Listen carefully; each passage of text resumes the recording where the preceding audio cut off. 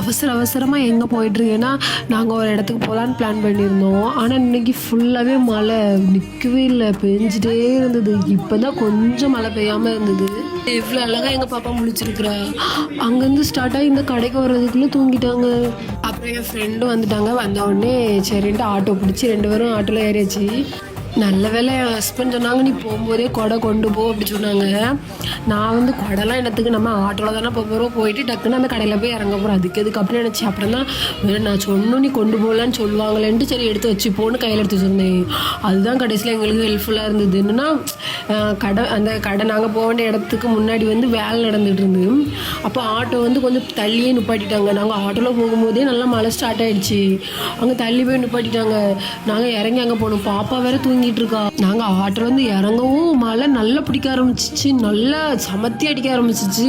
இப்போ நாங்கள் வந்திருக்கிறது திருமலையில் இருக்க ராமச்சந்திரக்கு தான். நல்லா ஜில்லுன்னு பயங்கர காற்று, பயங்கர மழை.